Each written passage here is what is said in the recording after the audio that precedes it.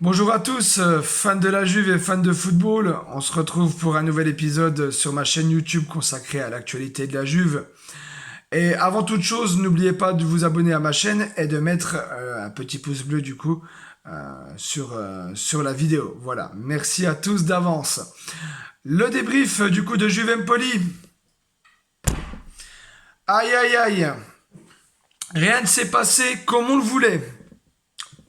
Je pense que ça ne s'est pas passé comme les joueurs le voulaient, comme l'entraîneur le voulait, et comme nous, supporters, le voulions. Hier soir, du coup, Juve Empoli, Szczęsny dans les buts, Bonucci délire dans l'axe, Quadrado à droite, Alexandro à gauche, un milieu de terrain composé de 4 joueurs à caractère défensif, Danilo, Bentancur, Rabiot, McKennie en guise de meneur de jeu pour Dybala et Chiesa devant. Pourquoi le choix d'Allegri de mettre 4 joueurs à caractère défensif au milieu de terrain alors que, avec tout le respect que j'ai pour Empoli, donc Empoli, promu de Série B, qui arrive en Série A cette année, qui avait déjà côtoyé la Série A par le passé. Pourquoi 4 joueurs à caractère défensif pour ce match? Et encore, c'est pas là où sera le problème du match. Mais d'entrée, au moment des compositions, j'avais cette interrogation-là. Quoi qu'il en soit, le match débute comme on le souhaitait, c'est-à-dire une Juventus conquérante, plein d'envie, un gros pressing d'entrée sur l'équipe d'Empoli, sur la défense d'Empoli. Euh, Dès la 4e minute, on a une première action de Chiesa. Par la suite, un raid solitaire à nouveau de Federico Chiesa, très en jambes dans ce début de match. On se dit que ce soir, ça va être une Juventus des grands soirs.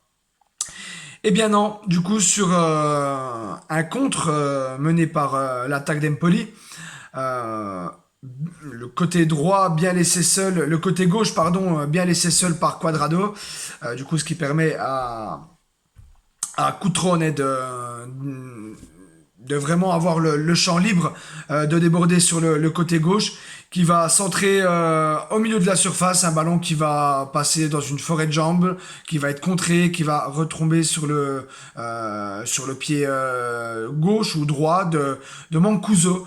L'attaquant d'Empoli, du coup, qui se retrouve au milieu de 3-4 joueurs de la Juve dans les 6 mètres et qui va pousser le cuir à l'intérieur du but de la Juve, du coup dans les buts de Szczęsny.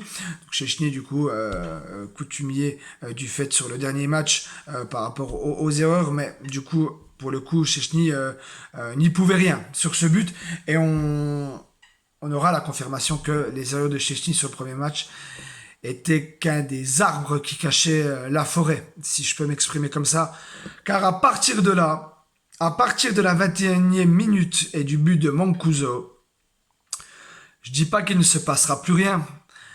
Alors, peut-être qu'il ne se passera plus rien dans la tête des joueurs de la Juve. C'est-à-dire, les jambes coupées. On sent l'équipe de la Juve complètement anéantie sur ce but, alors qu'il reste du temps. Il reste au moins une vingtaine de minutes dans la première mi-temps. Et toute la deuxième mi-temps pour revenir au score et éventuellement reprendre l'avantage par la suite. À partir de là, je me suis dit devant le match, pas de panique. 1-0, 20e minute, bon, vaut mieux peut-être le prendre là qu'à la fin du match. Il reste encore du temps. Vous voyez la Juventus très entreprenante dans ce début de match.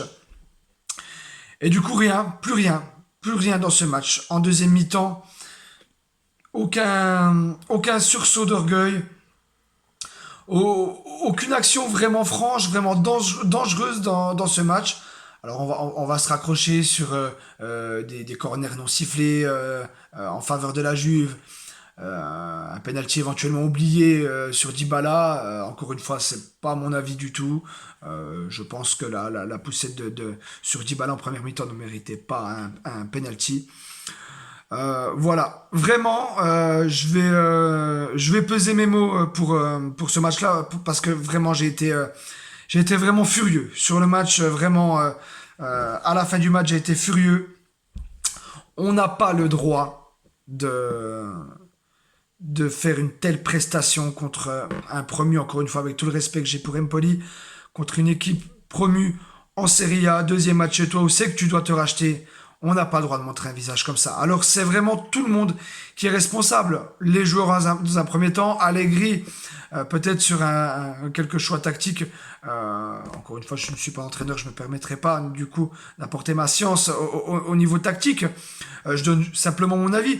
Et la société de la Juve aussi qui sont responsables, tout le monde est responsable dans ces cas-là. Du coup, on disait, après le départ de Cristiano Ronaldo à Manchester United, vendredi, excusez-moi, qui s'est acté vendredi. Moi, le premier, je vous cache pas, pour être franc avec vous, je me suis dit, allez, le départ de Ronaldo va peut-être lâcher les joueurs, va peut-être redonner un nouvel élan à des joueurs qui étaient peut-être bloqués par la présence de Cristiano Ronaldo sur le terrain. C'est toujours ce que je pense d'ailleurs. J'ai toujours espoir pour l'avenir que ce groupe peut vraiment faire des belles choses. Il y a vraiment une grosse marge de progression importante dans ce groupe. Mais pour le coup, on avait les erreurs de Chechny en tête, le départ de Cristiano Ronaldo. Voilà. Peut-être sur ce match-là, c'était vraiment les arbres qui cachaient la forêt, car il y a vraiment un mal au sein de la Juve. La Juve d'hier n'est pas celle d'aujourd'hui. Il faut se rendre à l'évidence. Il faut l'accepter. Il faut accepter que ça va prendre du temps pour à nouveau retrouver une Juve compétitive, conquérante et maître de son destin et avec une maîtrise dans les matchs qu'on avait l'habitude de voir par le passé. Ça prendra du temps vraiment pour retrouver ce niveau de jeu-là. Voilà. Ça passera éventuellement par des transferts, par des chantiers, au milieu de terrain, en défense, tout ça. Mais pour l'instant, on ne peut pas tout régler les problèmes de la Juve en un seul mercato, en une seule saison. Du coup, c'est pas parce que du coup l'année dernière ça s'est très mal passé avec Pirlo et les résultats qu'on connaît. Qu'il suffit de changer d'entraîneur, de remettre Massimiliano Allegri pour que du coup ça reparte de plus belle et que les résultats arrivent comme ça. Donc du coup c'est pas le cas, il va falloir être patient. Voilà. Du coup il y a des échéances à venir après la trêve internationale. Il y a la Juve qui se déplacera du coup à Naples et la réception de Milan dans la foulée. Donc ce sera vraiment deux rendez-vous à ne pas louper. D'un côté un mal pour un bien, car il faudra vraiment répondre présent lors de ces deux gros rendez-vous. Du coup, on débriefera de ces matchs-là. J'essaierai quand même de faire un épisode pendant la trêve internationale, car il y a la trêve internationale du coup à partir de ce week-end. Du coup, les derniers matchs de Serie A se jouent aujourd'hui et on rentre dans une phase d'une dizaine de jours de trêve internationale avec donc du coup l'Italie, avec les matchs italiens et les Italiens sélectionnés du coup en national. Donc du coup, on essaiera quand même. J'essaierai de faire un numéro spécial, un épisode spécial pendant cette trêve-là.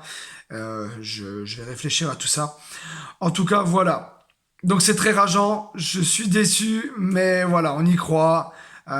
Aujourd'hui, je me suis raisonné et il faut aller de l'avant malgré du coup ces